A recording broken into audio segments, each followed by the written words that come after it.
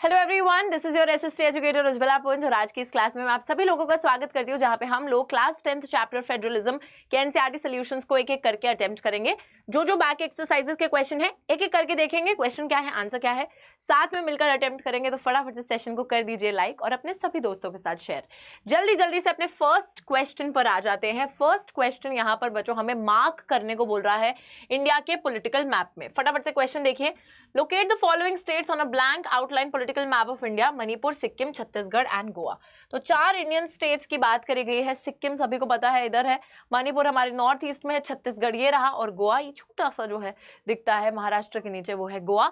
और यहाँ पे हमने इन चारों ही स्टेट्स को मार्क कर दिया है। इजीली आप भी कर लोगे। चलिए नेक्स्ट क्वेश्चन पे चलते हैं। नेक्स्ट क्वेश्चन यहाँ पे बोल रहा है, क्या बोल रहा है, आइडेंटिफाई शेड 3 फेडरल कंट्रीज।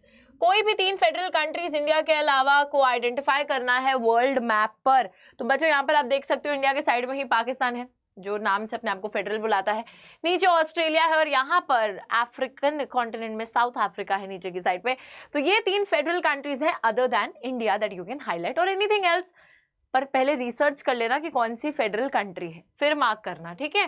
तो मैंने यहाँ 3 बता दी, आप इसके अलावा भी कोई बता सकते हैं। ऑल राइट, फिर आता है हमारा थर्ड क्वेश्चन। और थर्ड क्वेश्चन क्या है, क्वेश्चन बाद में आता है, आंसर पहले आ जाता है। देखो क्वेश्चन ये पूछ रहा है, point out one feature in the practice of federalism in India that is similar to and one feature that is different from that of Belgium। बच्चों अब दोनों को पता है कि इंडिया और बेल्जियम दोनों ही कंट्रीज एक फेडरल कंट्री है, लेकिन यहाँ पे पूछा जा रहा है कि जिस तरीके से दोनों कंट्रीज में फेडरलिज्म प्रैक्टिस करा जाता है उसमें एक सिमिलैरिटी भी बताओ और एक डिफरेंस भी बताओ। तो सिमिलैरिटी यहाँ पर यह है कि पावर को शेयर करा गया है यूनियन गवर्नमेंट और स्टेट गवर्नमेंट के बीच में, लेकिन डिफरेंस ये है कि इंडिया में कोई भी कम्युनिटी गवर्नमेंट नहीं है बल्कि बेल्जियम में है ना। तो सिमिलैरिटी तो यही है कि इंडिया और बेल्जियम दोनों में ही पावर डिवाइड करी गई है at different levels between the centre and the state government. But the difference is that Belgium के अंदर एक कम्युनिटी गवर्नमेंट को एस्टैब्लिश किया गया है जो कि हर लैंग्वेज कम्युनिटी की अलग होती है, जो कि उनके कल्चरल, एजुकेशनल, लिंग्विस्टिक इशूज पे डिसीजन ले सकती है। लेकिन इंडिया में कोई ऐसी कम्युनिटी गवर्नमेंट नहीं है, ठीक है। तो ये डिफरेंस है और सिमिलैरिटी भी आपको बता दी है। चलिए नेक्स्ट है क्वेश्चन, बहुत ही आसान सा। What is the main difference between a federal form of government and a unitary one? बच्चों अब यहाँ पर डिफरेंस पूछ लिया है एक फेडरल गवर्नमेंट और एक यूनिटरी गवर्नमेंट के बीच में, तो बहुत ही आसान है। फेडरल गवर्नमेंट में there is a sharing of power between union and the state governments, but in the unitary the power is centralised with the union government. बच्चों एक और चीज होती है कि यूनिटरी के अंदर even if the provincial government exists,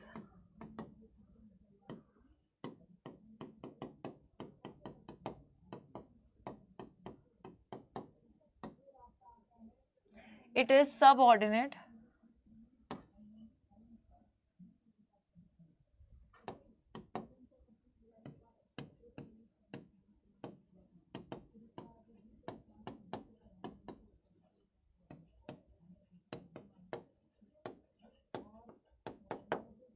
अगर प्रोविंशियल गवर्नमेंट एग्जिस्ट करेगी भी तो भी वो प्रोविंशियल गवर्नमेंट हमेशा सबऑर्डिनेट रहेगी टू द सेंट्रल गवर्नमेंट, हमेशा उसके नीचे रहेगी और उसको हर वो चीज माननी पड़ेगी जो सेंट्रल गवर्नमेंट बोलेगी।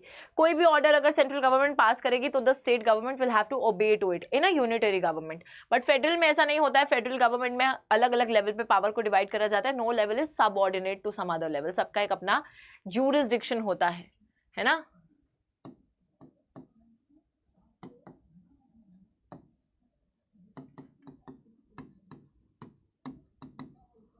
Every level has its own jurisdiction. तो यहाँ पे थोड़ी सी स्पेलिंग मैंने गलत लिख दी है बच्चों, मैं फिर से लिखूंगी।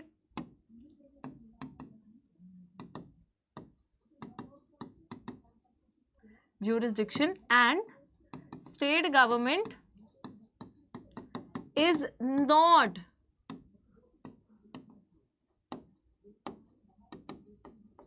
subordinate to the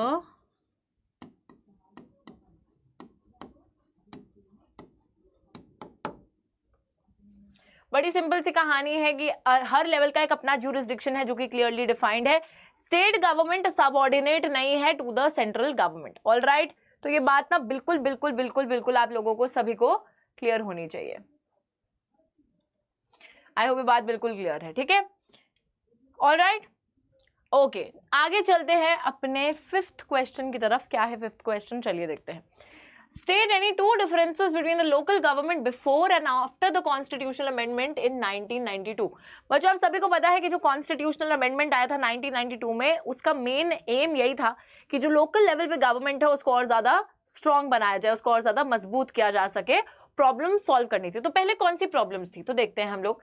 इलेक्शंस जो हैं गवर्नमेंट्स में रेगुलरली नहीं कराए जाते थे लोकल गवर्नमेंट के, कभी एक बारी करा दिए, फिर बहुत सालों तक नहीं कराए, फिर कराए, तो इरेगुलर तरीके से इलेक्शंस चलते थे। And secondly local governments did not have any powers और रिसोर्सेज ऑफ देयर ओन, उनके पास अपनी खुद की पावर और रिसोर्सेज नहीं थी। तो ऑल्दो लोकल गवर्नमेंट एग्जिस्ट करती भी थी बट उसका कोई फायदा नहीं था, क्योंकि उसके पास कोई पावर नहीं है, कोई रिसोर्सेज नहीं है, तो वो करे क्या, यहाँ पे वो वाली बात थी। But after 1992 what we see is that it became constitutionally mandatory to hold regular elections to the local government bodies, and secondly state government को भी ये बोला गया कि आपको कुछ powers और revenue जो है local government bodies के साथ share करना होगा, ठीक है।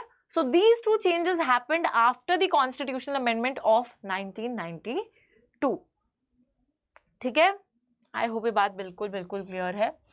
चलिए ठीक है, स्ट्रॉन्ग करने के ऑब्वियसली एम था, स्ट्रॉन्ग करने का ऑब्वियसली उद्देश्य था, किसको स्ट्रॉन्ग करने का उद्देश्य था, हमारी लोकल गवर्नमेंट को। And that is the reason कि हम लोग यहाँ पर देखते हैं कि 1992 से पहले इलेक्शंस रेगुलर बेसिस पे होल्ड नहीं कराए जाते थे, बट आफ्टर 1992 कॉन्स्टिट्यूशनली मैंडेटरी कर दिया कि elections are to be held on a regular basis. And secondly local government के पास खुद की पावर, खुद के रिसोर्सेज नहीं थे, बट आफ्टर 1992 हम लोग देखते हैं स्टेट गवर्नमेंट्स को कुछ पावर और रेवेन्यू शेयर करना था with the local government. But हाँ यार, उसके बाद भी लूपहोल्स मौजूद हैं और अभी भी इलेक्शंस तो रेगुलरली हो रहे हैं, बट ग्राम सभा की मीटिंग्स रेगुलर नहीं होती। उसी के साथ साथ स्टेट गवर्नमेंट को बोला तो गया था कि उनको पावर और रिसोर्सेज शेयर करने हैं, बट स्टिल स्टेट गवर्नमेंट ने बहुत सी जो इंपॉर्टेंट पावर्स हैं और जो पैसा है वो अभी तक शेयर नहीं करा है with the local government. Definitely loopholes उसके बाद भी हैं, बट हाँ एटलीस्ट हमने कोशिश तो करी है। चलो आगे चलते हैं। नेक्स्ट क्वेश्चन है हमारा 6th question which is a fill in the blanks question. बच्चों ध्यान से इसको पढ़िए और हम पूरा जो फिल इन द ब्लैंक्स है इसको अटेम्प्ट करेंगे। Since the United States is a dash type of a federation, all the constituent states have equal powers। बच्चों कौन से टाइप की फेडरेशन में सारे जो स्टेट्स होते हैं उनके पास बराबर पावर होती है? So it is a coming together federation। तो यहाँ पे लिखेंगे since the United States is a coming together type of a federation, all the constituent states have equal powers and the states are dash vis-a-vis the federal government। The states are dash vis-a-vis the federal government का क्या मतलब है? The states are vis-a-vis का मतलब होता है in relation to the federal government। States are strong। States भी उतने ही स्ट्रांग है जितनी फेडरल गवर्नमेंट यानी कि सेंट्रल गवर्नमेंट स्ट्रांग है। But India is a dash type of a federation. India कौन सी फेडरेशन है बच्चों? इंडिया है एक होल्डिंग टुगेदर फेडरेशन।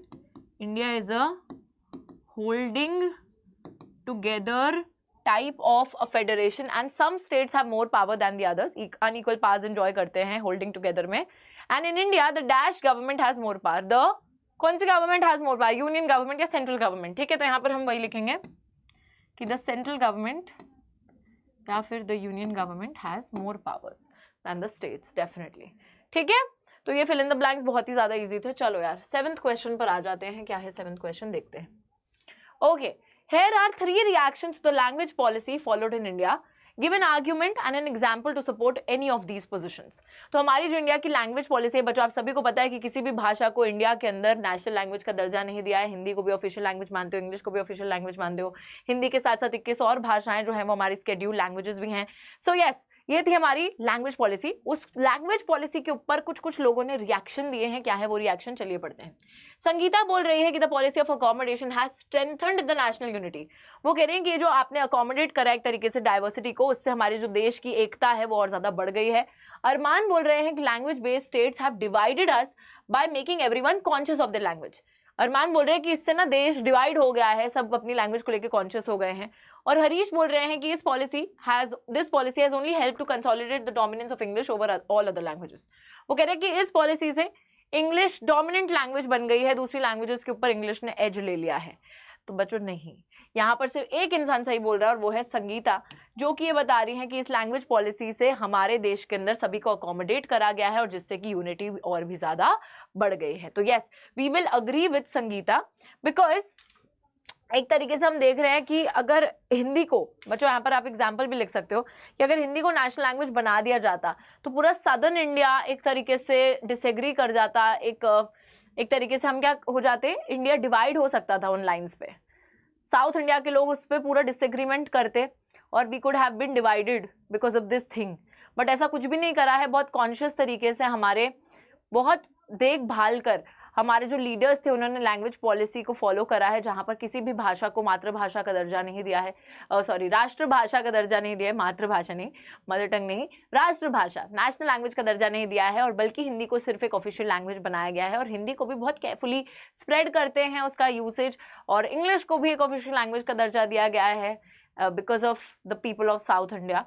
एंड यहाँ पर बच्चों इस पॉलिसी ने डेफिनेटली हमारे जो देश है उसमें एकता बढ़ाई है, घटाई नहीं है, ठीक है। So yes, we will agree with Sangeeta. तो आप उसका रीजन भी ये लिख सकते हो कि yes, if Hindi was made as the national language then there would have been opposition from the southern states and it could have led to the division of the country, but that did not happen because our leaders followed a very nice policy or a very good policy wherein they accommodated all the differences, all the different languages, and ऐसे ऐसे आप बता सकते हो कि हिंदी को भी official language बनाया, हिंदी के साथ साथ हिंदी स्केड्यूल लैंग्वेजेस है, इंग्लिश भी ऑफिशियल लैंग्वेज है, so that is what you can tell. Okay, now next आता है हमारा 8th क्वेश्चन। चलिए 8th क्वेश्चन को भी देखते हैं। 8th क्वेश्चन एक तरीके से आई थिंक हमारा मल्टीपल चॉइस क्वेश्चन है, तो इसका आंसर आप लोग भी देने की कोशिश कर सकते हो मेरे। ओके, फिर में एक पेपर आ रहा है, चलिए देखते हैं। The distinguishing feature of a federal government is, बच्चों यहाँ पर फेडरल गवर्नमेंट का कोई भी डिस्टिंग्विशिंग फीचर क्या है, चलिए पढ़ते हैं। National government gives some powers to the provincial government, power is distributed among the legislature, executive, judiciary, elected officials exercise supreme power in the government, governmental power is divided between different levels of the government. तो यार देखो, ये तो गलत चीज है कि national government थोड़ी पावर प्रोविंशियल गवर्नमेंट को दे देते, नहीं, ये कोई यूनिटरी सिस्टम थोड़ी ना है। पावर लेजिस्लेचर, एग्जीक्यूटिव, जुडिशरी में बंटती है, तो ये तो horizontal form of power sharing होता है, फेडरल नहीं। Elected officials exercise supreme power, नहीं, ऐसा भी नहीं होता। जो लास्ट है ना हमारा ऑप्शन डी, ये करेक्ट है कि गवर्नमेंट की जो पावर है वो डिफरेंट लेवल्स में डिवाइड होती है, डिफरेंट लेवल्स यानी कि सेंटर, स्टेट, लोकल, ठीक है, तो इन डिफरेंट लेवल्स पे डिवाइड करी जाती है, that is what a federal government is. Okay, 9th question. A few subjects in various list of the Indian Constitution are given here. थोड़े थोड़े सब्जेक्ट्स यहाँ मेंशन करे गए हैं, जैसे कि आप पढ़ सकते हो defence, police, agriculture, education, banking, forest, communication, trade, marriage. तो इन सबको ना हमें, क्योंकि ये जम्बल्ड अप है, हमें इन्हें जो लिस्ट को ये बिलोंग करते हैं, यूनियन, स्टेट या कॉन्करेस्ट कह रही हूँ, कॉन्करेंट, उसका पार्ट बना के लिखना है, बताना है कि यूनियन में कौन से है, स्टेट में कौन से है, कॉन्करेंट में कौन से है। तो चलिए यहाँ लिख देते हैं बच्चों, सबसे पहले यूनियन, फिर स्टेट, और फिर हमारा, ठीक है, कॉन्करेंट लिस्ट। ओके, अभी हम इसके सब्जेक्ट्स को लिखेंगे, चलो येलो कलर से लिखते हैं। चलो सबसे पहले आगे डिफेंस। सभी को पता है भाई डिफेंस जो है देश से कंसर्न्ड है, नेशनल इंटरेस्ट का सब्जेक्ट है, तो ऑब्वियसली ये यूनियन लिस्ट में आएगा और कहीं नहीं आ सकता है। तो यहाँ पर ए जो हमारा है डिफेंस, वो तो इधर आ गया, डिफेंस पे टिक मार्क मार देते। फिर आ गया पुलिस। पुलिस सभी को पता है पुलिस कहाँ आएगा बच्चों, सभी को पता है कि पुलिस जो है हमारा, पुलिस कहाँ आ जाएगा, पुलिस आएगा हमारा स्टेट लिस्ट में, है ना, स्टेट लिस्ट में, स्टेट लिस्ट का काम होता है पुलिस का। फिर बताइए एग्रीकल्चर। एग्रीकल्चर की जब हम लोग बात करते हैं तो एग्रीकल्चर एक तरीके से कहां पर आ जाएगा बच्चों, एग्रीकल्चर आ जाएगा हमारा, agriculture is also subject of the state list, ठीक है, तो ये भी पुलिस भी हो गया, एग्रीकल्चर आ जाएगा आपका स्टेट लिस्ट में। ये ABCD से बेटर है कि ये सिर्फ नाम ही लिख दें हम लोग, है ना, ये थोड़ा सा हमारा कंफ्यूजन हो रही है इससे। ऑलराइट, एग्रीकल्चर हो गया, उसके बाद आ गया एजुकेशन। अब एजुकेशन मैंने आपको बताया था, एजुकेशन हमारी कॉन्करेंट लिस्ट का सब्जेक्ट होता है, तो एजुकेशन नीचे आ जाएगा कॉन्करेंट में। ये भी हो गया। बैंकिंग ऑब्वियसली यूनियन लिस्ट में आएगा, बैंकिंग ये भी हो गया। फॉरेस्ट किस में आएगा देखो, अच्छा मैरिज तो हमारा कॉन्करेंट में आ जाएगा। Forest, communication, trade. अब सभी को पता है कम्युनिकेशन किसका है, यूनियन लिस्ट का सब्जेक्ट है। कम्युनिकेशन यूनियन लिस्ट का सब्जेक्ट है। ट्रेड और फॉरेस्ट बच गया। अब यहां वरना लोगों को होती है कंफ्यूजन, और जो फॉरेस्ट आएगा हमारे कॉन्करेंट लिस्ट में और ट्रेड आएगा हमारे स्टेट लिस्ट में। तो ट्रेड आएगा स्टेट लिस्ट में और फॉरेस्ट आएगा हमारे कॉन्करेंट लिस्ट में। ठीक है, तो ये सारे के सारे सब्जेक्ट्स यहां पर लिख दिए गए हैं, बता दिए गए हैं। ऑल राइट, चलो नेक्स्ट पे आ जाते हैं। 9th के बाद अगला क्वेश्चन है हमारा 10वां प्रश्न। चलिए 10वें प्रश्न को भी देख लेते हैं, 10वें प्रश्न पर नजर डाल लेते हैं। Okay, examine the following pairs that give the level of government in India and the powers of the government at the level to make laws on the subjects mentioned against each. Which of the following pair is not correctly matched? बच्चों इन्होंने pair match करके दिए हैं, state government state list, central government union list, centre state government concurrent list, local government residuary power. बोला जा रहा है कि इसमें से कौन सा पेयर नॉट करेक्टली मैच्ड है, करेक्टली मैच्ड नहीं है मतलब। तो यार ऑब्वियसली स्टेट लिस्ट पर जो सब्जेक्ट्स होते हैं उस पर तो स्टेट गवर्नमेंट ही लॉ बना सकती है, तो ये तो बिल्कुल सही है। सेंट्रल गवर्नमेंट यूनियन लिस्ट पे लॉ बनाती है, बिल्कुल सही। कॉन्करेंट लिस्ट पे सेंटर स्टेट दोनों लॉ बना सकते हैं, बिल्कुल सही। बट ये जो लास्ट चीज उन्होंने लिख दी ना, ये बिल्कुल गलत है बच्चों। लोकल गवर्नमेंट और रेसिडुअरी पावर, सभी को पता है कि हमारी रेसिडुअरी पावर जो है ये सिर्फ हमारी सेंट्रल गवर्नमेंट ही इस पे लॉज बना सकती है।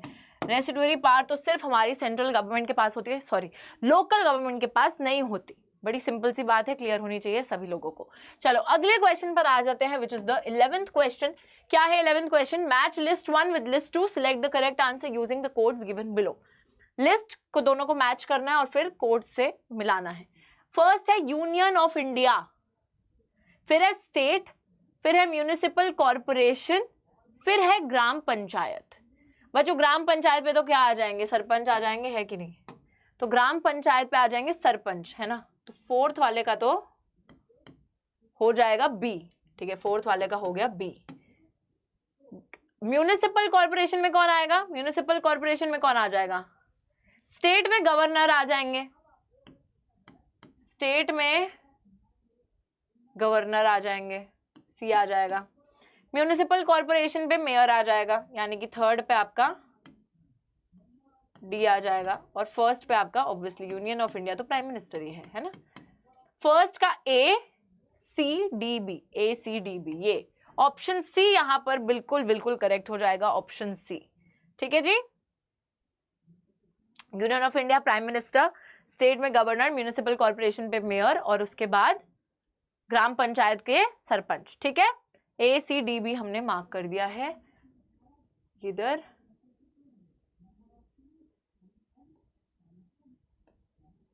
ठीक है जी, चलो नेक्स्ट क्वेश्चन है हमारा 12th question, which is I think the last question. Yes, so this is the last question बच्चों, और यहाँ पर 2 स्टेटमेंट्स दी गई हैं। चलिए पढ़ते हैं, 2 नहीं 4 स्टेटमेंट्स हैं, सॉरी।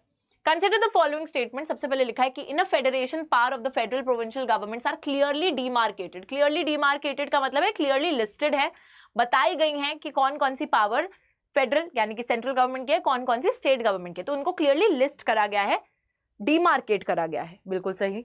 ठीक है, तो ये तो ट्रू है, ये लिखते चलते हैं, ट्रू है, ये तो बात सही है।